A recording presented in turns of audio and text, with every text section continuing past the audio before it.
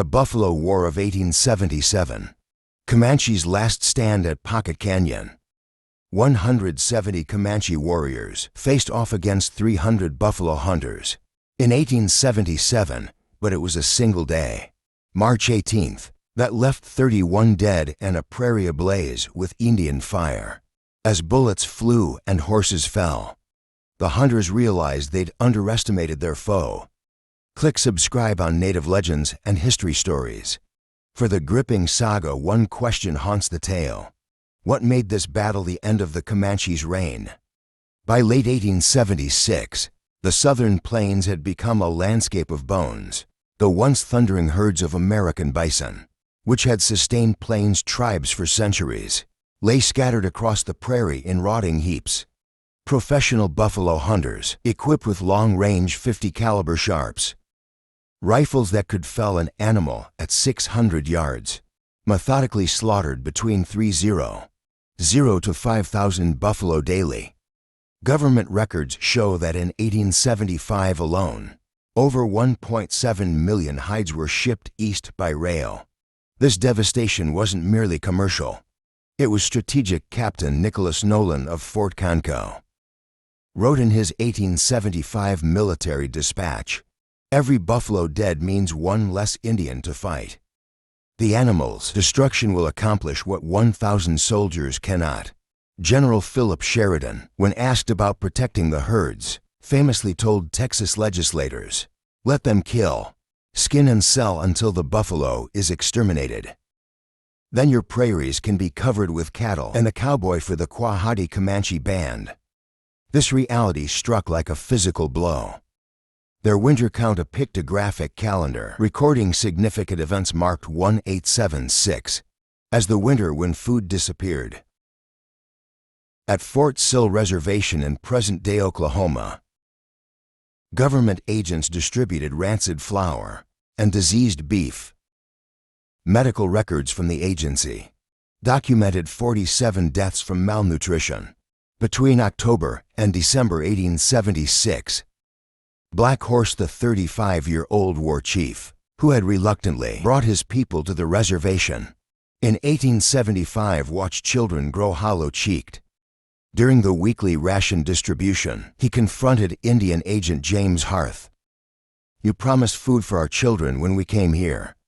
Now they cry at night. The buffalo you kill are our children's birthright." Howarth, according to his journal, replied, "The Great Father in Washington sends what he can. Be patient." On December 19, 1876, Black Horse made his decision. Under cover of darkness, he led 170 warriors, approximately 2/3 of the remaining Quahati fighting force. Away from Fort Sill, they traveled northwest toward the Llano Estacado Stake Plains, a 30,000 square mile plateau that had been Comanche territory for generations. Archaeological evidence from camps discovered in Blanco Canyon suggests they traveled light, carrying minimal supplies but maximal weaponry. Many warriors had traded their last possessions for Winchester repeating rifles. This exodus wasn't unprecedented. The Comanche had weathered the 1874 Red River War differently than other tribes. While the Kiowa and Cheyenne had been decisively defeated, many Comanche bands simply retreated to remote canyons, emerging only after food supplies dwindled. Lieutenant Colonel John W. Davidson noted in his military assessment, "The Comanche retreated rather than surrendered. They have not witnessed our full military capability, as the Cheyenne have by February 1877. The situation deteriorated further. Young warriors raised on stories of Comanche dominance, but experiencing only hunger and humiliation, grew restless." Buffalo hunter Frank Rivers recorded in his diary, "On February 18th, spotted 3 Indians watching our camp from the ridge. They didn't approach, just observed our skinning operation for hours. Something in their manner made me uneasy." 2 days later, a hunting camp near Double Mountain Fork was attacked. Before dawn, 5 hunters died in their bedrolls, their throats cut before they could raise alarm. The raiders took no scalps at departure from traditional practice, but methodically destroyed every wagon, burned all hides, and drove off 17 horses. They left a single message: a buffalo skull placed atop a skinning post, its eye sockets stuffed with spent cartridges. J.W. Moore, a prominent buffalo hunter, later testified this wasn't typical Indian raiding. This was calculated vengeance. They didn't just want supplies, they wanted us gone. Historians now recognize this moment as pivotal. The Comanche, unlike in previous conflicts, weren't raiding for glory or wealth. They were fighting extinction. Archaeological evidence from Comanche camps of this period reveals cooking pits containing not just buffalo bones, but horse remains, a cultural taboo indicating severe food shortages. The warriors who attacked the hunting camps were literally starving black horse. According to Comanche oral histories, collected in the 1930s, never intended full-scale war. His plan was strategic harassment to make buffalo hunting so dangerous and unprofitable that the hunters would abandon the plains. What he couldn't anticipate was the hunters' response. Unlike settlers or soldiers who might retreat to forts, these frontier entrepreneurs had invested everything in their buffalo operations, with each hide worth $3.50, equivalent to $90 today. They couldn't afford to abandon the field. The stage was set for what would become known as the Buffalo War of 1877, a conflict fought not between nations or armies, but between two groups fighting for economic survival. Neither side would wait for government intervention. Both believed their very existence depended on victory. News of the attacks spread across the buffalo hunting camps like prairie fire by early March 1877. Nearly 300 hunters had converged at Charles Rath's trading post, a crude but bustling commercial hub on the edge of the Staked Plains. The weathered log structure, with its distinctive buffalo skull mounted above the entrance, had become an impromptu war council chamber. Inside, the air hung thick with tobacco smoke and tension. These men weren't soldiers. They were businessmen with rifles. Their calloused hands had skinned thousands of buffalo. Now they itched to skin Comanche. Financial records from Rath's store show a 400% increase in ammunition sales during the first week of March 1877. The suggestion of seeking military assistance was met with immediate derision. The hunters had lost faith in army protection after repeated delayed responses to previous raids. Unknown to them, Captain Philip Lee at Fort Griffin had already determined he lacked sufficient troops to pursue the Comanche. Effectively, his written recommendation for civilians to retreat to settlements would arrive weeks too late. The hunters, unwilling to abandon their lucrative hunting grounds and equipment, had already decided to take matters into their own hands. The hunters formulated a plan that March 10th evening, not to defend their camps, but to pursue and eliminate the Comanche threat entirely. When the call went out for volunteers, 45 men stepped forward. Each man signed his name in Ralph's ledger book, a document now preserved in the Panhandle Plains Historical Museum, with some making crude X marks. Unable to write their names, Big Hank Campbell, standing 6'4" with a beard that reached mid-chest, was the unanimous choice for commander. At 47, Campbell had fought Comanche since the 1850s and bore 17 scars from previous encounters. His journal entry that night was characteristically terse: "Elected commander will not fail." The hunters selected 2 additional leaders, creating a 3-man command structure that reflected the democratic nature of their improvised militia. Limpy Jim Smith, who walked with a pronounced limp from a Kiowa arrow that had shattered his knee in 1872, was chosen for his tactical knowledge. The 3rd leader, Joe Freed, had once lived among the Tonkawa tribe and understood indigenous fighting methods. Together they represented over 50 years of frontier combat experience. Preparations began immediately.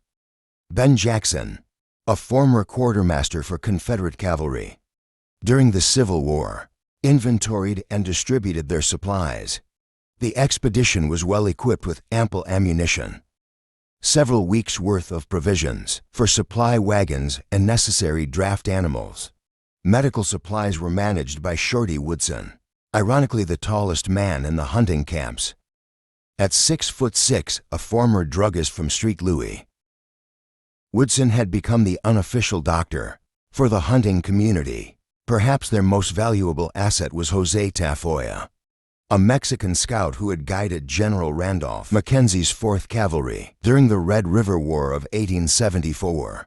Jose knew the Llanos de Coto's hidden waterholes, treacherous canyons, and subtle trail signs invisible to white eyes. His knowledge of the terrain would prove crucial to the expedition's navigation through Comanche territory. The hunters spent March 11th and 12th gathering supplies and modifying their equipment. Buffalo hunting rifles, designed for long-range stationary targets, were exchanged for shorter, faster-handling Winchester repeaters. Several men reinforced their wagons with metal plating and added firing ports, early versions of armored vehicles.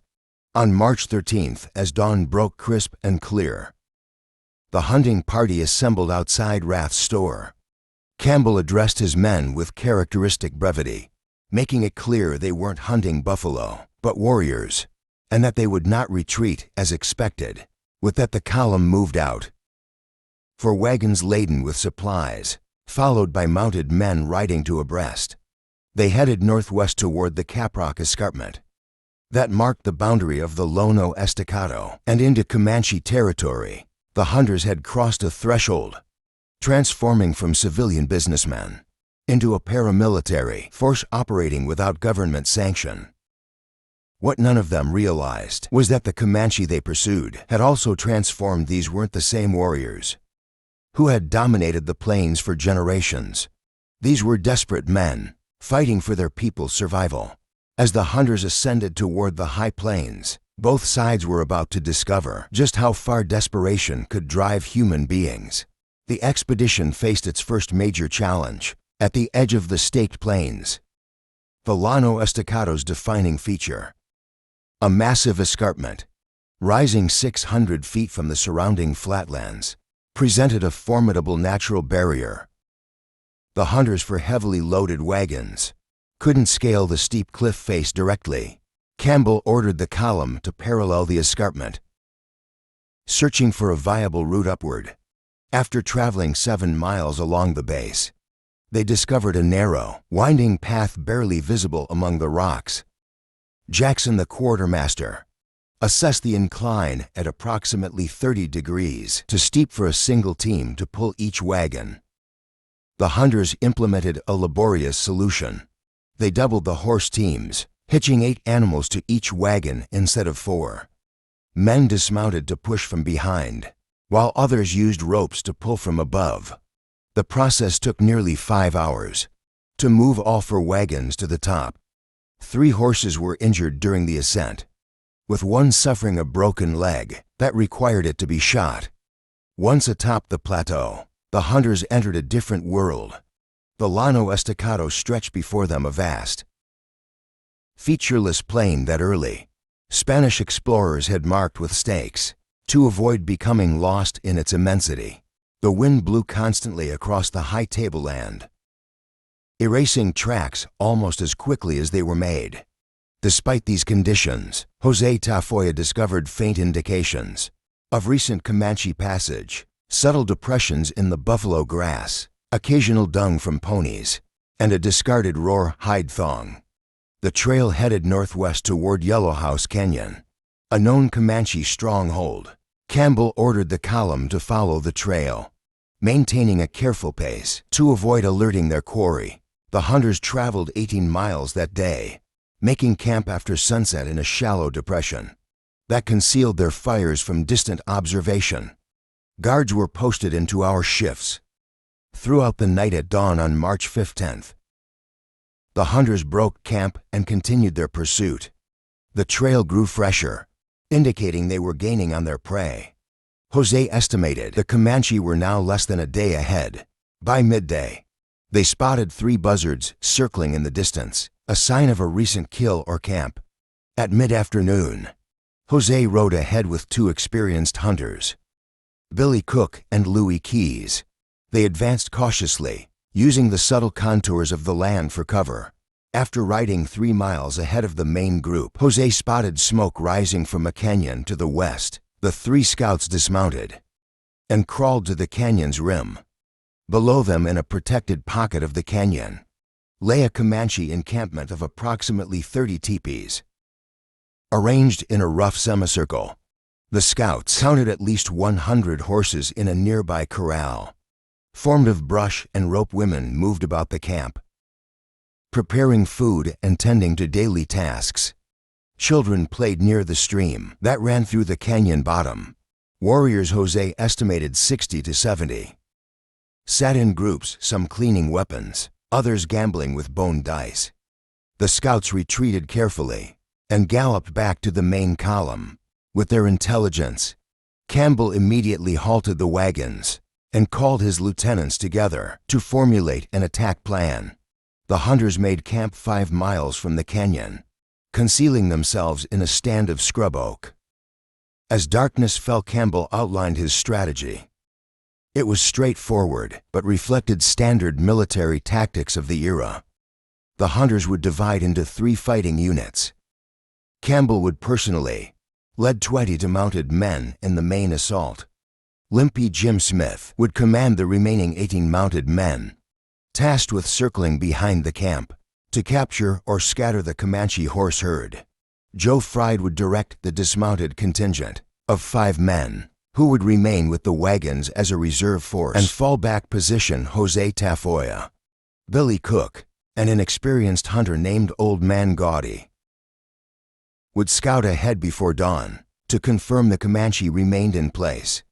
Campbell's instructions were explicit regarding conduct during the attack. Hit them hard and fast. Take no prisoners among the warriors, but watch your fire around women and children. We're not savages. The plan relied on the element of surprise, an overwhelming initial force, standard tactics that had served American forces well against Plains tribes. What Campbell didn't consider was rang. The Comanche were the most accomplished, horse-mounted warriors on the continent, with fighting traditions that stretched back generations. The hunters spent the evening checking weapons and preparing ammunition. Many wrote letters to family members, a common practice before battle. Some hunters, particularly those who had fought in the Civil War, recognized the gravity of what they were about to attempt a dawn attack against superior numbers of the most feared warriors of the plains. As the hunters settled in for a tense night, Jose approached Campbell privately. Historical accounts differ on the exact exchange, but according to Billy Cook's later testimony, the scout offered a warning. These are not ordinary Comanche. These are Quahati. They have never surrendered, never signed a treaty. They will fight to the last man. Campbell reportedly nodded and replied, "So will we." Dawn would bring the hunters face to face with the consequences of their determination. Neither side could anticipate how the coming confrontation would reshape the future of the southern plains. On March 18th, the 3 divisions of hunters, approximately 15 men each, took their designated positions at the head of what would later be named Pocket Canyon. Campbell positioned his mounted platoon on the eastern rim, while Smith's men took the western approach. The 5 men dismounted infantry under Fried established positions between them, creating a rough semicircle above the Comanche camp. Campbell raised his arm and dropped it sharply. "Go for them," yelled Limpy Jim from across the canyon. The hunters charged down the steep canyon walls, rifles ready. The element of surprise worked initially. The first Comanche to spot the attackers had barely shouted a warning before the hunters opened fire. The initial volley dropped for Comanche warriors who had been gathering by the morning fires. Women screamed, children scattered, and the camp erupted into chaos. But the confusion lasted only moments. The Comanche warriors, veterans of countless battles, responded with remarkable speed. Instead of panicking, the warriors executed what appeared to be a practiced defensive maneuver. While some provided covering fire from behind teepees, Others raced for the horse corral. Within moments of the first shot, mounted Comanche warriors began counterattacking. The hunters' plan disintegrated almost immediately. Joe Jackson took a bullet through his chest and fell from his saddle at the canyon floor. Lee Grimes lost his horse to Comanche fire and suffered a broken wrist in the fall. Billy Devens and Cook leaped from their horses and dragged Jackson toward a cluster of rocks for protection. As Devens reached for his canteen, a Comanche bullet shattered his arm, spraying bone fragments across Jackson's bloodied shirt. Campbell, seeing his men falling, shouted orders to regroup, but the canyon's acoustics swallowed his words. Smith's detachment, tasked with capturing the Comanche horse herd, found themselves outflanked by mounted warriors who had circled behind them. All chance of capturing the horses vanished as the Comanche executed a tactical reversal. Instead of fleeing, they encircled the hunters. The hunters had scattered to defensive positions throughout the canyon. What had begun as an offensive operation transformed into a desperate fight for survival. The hunters found themselves in a 360-degree battle, with Comanche attackers appearing from multiple directions simultaneously. "They're behind us," shouted a hunter named Wilson. Firing at shapes moving through the morning shadows, Campbell ordered his men to form a defensive perimeter, utilizing rocks and depressions in the ground for cover. The Comanche attack pattern demonstrated sophisticated cavalry tactics.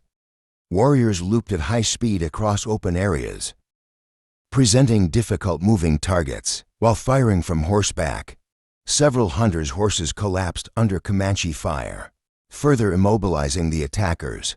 The hunters' precision long-range shooting skills, developed for stationary buffalo, proved less effective against fast-moving human targets. As the morning progressed, the hunters had suffered 9 wounded, but remarkably no fatalities.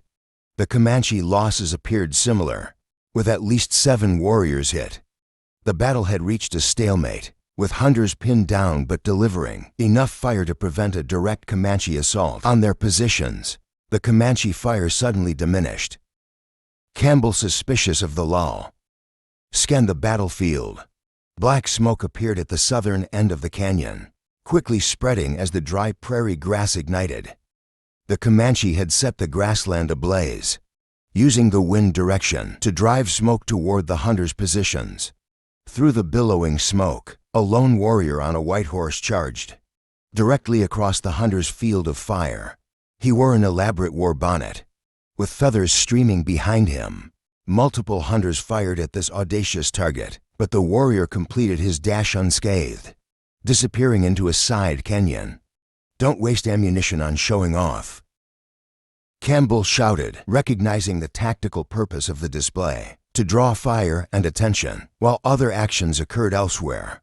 The smoke thickened, reducing visibility to less than 20 feet in some areas. Hunters coughed and covered their faces with bandanas. The acrid smoke provided perfect cover for Comanche movement. Sporadic fire continued from changing positions, keeping the hunters pinned down and disoriented. As the smoke began to clear with a wind shift, Campbell ordered a cautious advance toward the Comanche camp. What they found stunned them. The entire encampment was gone. While warriors had kept the hunters engaged, the women had dismantled the types, hacked essential belongings, and departed with the children and horse herd through a narrow side canyon that the hunters had failed to secure. The victory the hunters had confidently anticipated had evaporated. They stood among abandoned campfires and scattered debris, burdened with wounded comrades and exhausted horses. The Comanche had executed a textbook fighting retreat, inflicting casualties while preserving their people and resources. Campbell made the pragmatic decision not to pursue. His men had 9 wounded requiring medical attention. Ammunition was depleted by approximately 60%, and the Comanche had demonstrated superior mobility and tactical awareness. The hunters gathered their wounded and began the difficult journey back to their wagons. As they departed the canyon, several hunters reported seeing distant figures watching from the high ridges, Comanche observers tracking their retreat. The buffalo hunters, who had arrived seeking revenge and extermination, left with a newfound respect for their adversaries' fighting capabilities, as one hunter later wrote in his journal. "We came for blood but found ourselves grateful, just to leave with our lives." The aftermath of the Pocket Canyon battle brought mixed results for both sides.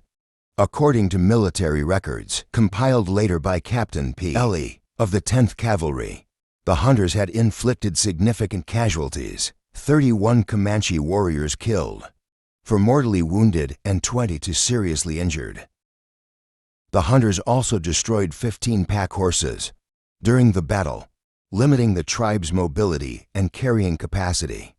For the buffalo hunters, the battle represented a tactical defeat, but a strategic victory. Despite failing to capture or destroy the Comanche camp, as planned, their aggressive pursuit and engagement had lasting consequences. The Comanche bands, already weakened by starvation and the loss of their traditional buffalo hunting grounds, could ill afford the casualties sustained at Pocket Canyon. Military historians note that after this battle, organized Comanche resistance effectively ended. As one contemporary Army report stated, the Comanches never went on the warpath after that campaign. While individual raids continued sporadically for another year, the tribe's ability to mount large-scale military operations was permanently broken. The fate of Black Horse became a matter of historical confusion shortly. After the battle, Captain P.L. Lee reported engaging a Comanche band near Lake Coamato, claiming to have killed 4 warriors, including Black Horse and his wife. This report proved erroneous. Black Horse, also known as Paco Riacult or Topeka Sunrise, surrendered later in 1877 and lived until approximately 19, dying at Cache, Oklahoma. A curious footnote to the battle involved what the hunters called a hoodoo, a cursed object. A Sharps buffalo rifle belonging to a hunter named Soul gained a reputation for bringing misfortune. Historical accounts noted everyone who used it had been killed or wounded. The superstitious hunters eventually buried the weapon rather than risk its continued use. The Buffalo War of 1877 marked the end of an era. The Comanche, once lords of the southern plains, found themselves confined to reservations. The buffalo hunters, having eliminated both the buffalo and their indigenous competitors, soon found themselves obsolete as well. Within 5 years, commercial buffalo hunting collapsed. As the once innumerable herds vanished from the plains, what happened at Pocket Canyon wasn't just a battle between hunters and warriors. It was the violent collision of 2 ways of life, neither of which would survive the century. The hunters sought buffalo hides. The Comanche fought for their very existence.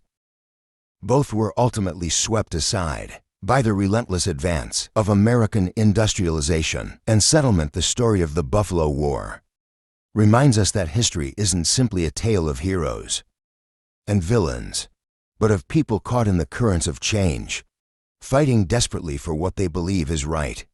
In the blood-soaked soil of Pocket Canyon, 2 worlds met, clashed, and forever changed the American West. Want to discover more forgotten chapters of American history? Subscribe to Native Legends and History Stories for weekly journeys into the untold stories that shaped our nation. Every subscription helps preserve these vital narratives for future generations.